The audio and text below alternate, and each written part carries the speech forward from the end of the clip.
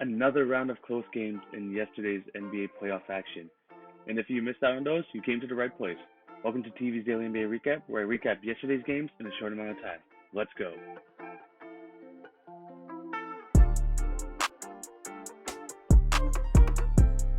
The first game I want to discuss is Game 2 of the Eastern Conference Semifinals between the Milwaukee Bucks and the Miami Heat, in which the Miami Heat take the 2-0 series lead as they edge out the Bucks, and I mean edge out, 116 to 114. On the Miami Heat side of things, they had great production from Goran Dragic once again. He scored 23 points, grabbed 5 rebounds, and dished out 6 assists. And the good thing about this game for Miami, it was a great all-around effort because they got 7 guys scoring over double digits in points, and that honestly is such a very good, production level, especially with Tyler Hero scoring 17 points off the bench. You have Jay Crowder pitching in 13, Bam with 15 points before he fouled out. Good game all around. On the Milwaukee side of things, Giannis, better game than the last game, 29 points, 14 rebounds, 3 assists. Middleton chipped in with 23 points as well, with George Hill scoring 14 points off the bench. This game was very crazy because it felt like throughout the entire game, it was just like, Miami kind of extends to a lead, Milwaukee comes back. Miami extends, Milwaukee comes back. They kind of had control throughout the entire game, and it was like that till basically 20 seconds left. It felt like the game was in Miami's hands, especially like with, winning by 6 with 20 seconds left. You're like, they got this. What possibly can happen now lead to something of them coming back, right? Here's what happened. 15 seconds left, Giannis gets a layup. No worries, 4-point game. They trap Jimmy Butler in the corner. He throws it away. Brook Lopez gets it, scores a layup. It's down to a 2-point game. Milwaukee foul. I forgot who it was, but he went to the free throw line, split the free throws. It's a 3-point game. With, I believe, less than 10 seconds left, Chris Middleton attempts a 3, gets fouled on the 3. In my opinion, that is not a foul. That was barely any contact. Honestly, Dragic just stood there like this. He just stood there, hands up, and Middleton literally jumped into him. And it wasn't one of those things where, the landing space or whatever they like to call it. It's not Zaza Pachulia because Dragic did not invade his landing space. If anything, Middleton jumped into Dragic's landing space. It was a BS call. It was a complete BS call. But he got the free throws. He had all 3. Tie, ball game. Miami come down. I believe it was I think it was 2 seconds or 2.2 seconds, something like that. Inbounder gets it to Jimmy Butler, corner, attempts a shot, misses, but look who comes in. Freaking Giannis comes in to help contest the shot, and he fouls Jimmy. Now, do I think that is a foul? No, I do not. But the reason I'm okay with that foul is that because he just gave that foul, basically, not the same idea, but barely any contact, to Chris Middleton on the other end. If you're calling that Chris Middleton foul, you're definitely calling this foul. And it was one of those weird situations. So Jimmy Butler released the ball before the shot clock expired, right? But Giannis fouled him after time expired. So the foul obviously still stands because it affected the shot that happened before the shot before time expired. So he gets the 2 free throws, but with 0 seconds left on the shot clock, on just a game clock, 0 seconds. And it was weird because so he hits the first one, and it was a weird bounce. It bounced off the front, the back, and it kind of rolled a bit, and it went in. He just did the second one basically for Wolves, and they were able to win the game. This is a tough loss for Milwaukee, and what sucks is now them and the Toronto Raptors, both the higher seeded teams in these games, are both down 2 games to 0. And they just honestly the all-around scoring for Miami, the balanced scoring effort is what won them this game. Dragic coming through in this game as well, and Milwaukee just not being able to handle the Miami runs that they were doing throughout the game.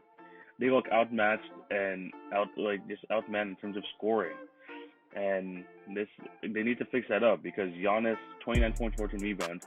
Sure, that's a good game, but he needs to do better, and all the other guys need to do better because they got some good production, but clearly it wasn't enough. So going to be interesting to see how they approach Game 3 because Milwaukee seems to be very much in trouble. I'm very much regretting choosing them to win the series. And we're going to have to see how this plays out. So, good game from him and from the Heat. Let's see if they're able to continue the streak going on to Game 3, which is tomorrow night. When we move on to the next game, and this was another Game 7 of the first round, we have the Houston Rockets taking on the Oklahoma City Thunder, in which the Rockets come up big and make some huge defensive stops near the end to win this game 104-102. On the Rockets side of things, 3 players scoring over 20 points. We have Eric Gordon scoring 21, Robert Covington 21 points, 10 rebounds, 3 steals, 3 blocks, by the way. This guy was just a force on the defensive end. And he did this a lot with 5 fouls throughout the games, throughout most of the fourth quarter. So good on him. And Russell Westbrook also scored 20 points, 9 rebounds. On the Oklahoma City Thunder side of things, freaking Lou Dort, man. This guy, people were like, you gotta hit shots. They're gonna leave you open. You gotta make them when you get them. This guy did that in a big way, scoring 30 points in this game, hitting 6 out of 12 threes. He was phenomenal in this game. And Chris Paul, weird stat that they showed yesterday, but he's the oldest player to get a triple-double in a Game 7 in NBA playoff history. 19 points, 11 rebounds, 12 assists. He had a good game as well. And this game, very much back and forth. And the Rockets stuck to the game plan that has been winning them games. Leave Lou Dort open. The problem was he was hitting his shots. And he was hitting them in a consistent rate. And even the commentators were like, are you going to defend him now? I mean, he's hit like 4 threes now. And they keep leaving him open. And even like when they were semi-contested, like 1 or 2 of them, he's able to hit it down. So he did his job. He went above his pay grade, his role. He was able to hit shots. But the Thunder, just all around, just not enough, especially like Dennis Schroeder. He was like one of their better players throughout the series. This guy struggled in this game, scoring 12 points on 17 shots. But the Rockets, they won this game purely on their defense. Because at the end of this game, the Thunder were able to claw all the way back. I believe it was like a 5 or 6 point lead going into the fourth quarter for the Rockets, and the Thunder were able to claw all the way back. I know Shai Gilgeous-Alexander hit a 3 with under 2 minutes remaining to give them a 1 point lead. And people want to talk about Harden's offensive performance, where he 17 points, 9 assists, but on 15 shots, not very good from the field. But this guy came up huge in the defensive aspect, especially at the end of the game, making the biggest play. I mean, the Thunder driving. Dennis Schroeder passes the ball to Lou Dort on the side, on the corner. He attempts a 3. Harden blocks it. Lou Dort grabs the rebound. He tries to do a thing where he bounces the ball off Harden, and Harden just jumps over the ball, and it doesn't touch him. This guy made huge defensive plays. This guy was actually moving his feet.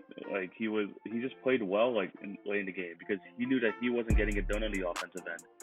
And he tried making it for the other end. I mean, people are going to talk about 17 points, but he definitely made the biggest play of the game, and he was like a huge reason as to why they were able to move on to the next series.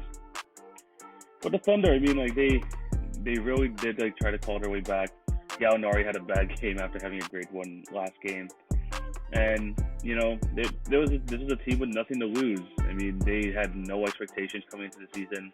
Probably touted as one of the worst teams in the West, but I think especially when they had the over/under wins at 30, but they were able to pull it out, and I'm extremely proud of what they were able to do, taking the Rockets to 7 games, and it was just a really fun series all around. I mean, this game 7 too. I mean, there were some big shots late. Lou Dort hit one as well, in the fourth quarter to kind of tie the game. Chris Paul was just absolutely majestic as well. And they weren't able to pull it out. I mean, it was a good season for them. Nothing to hang your head on.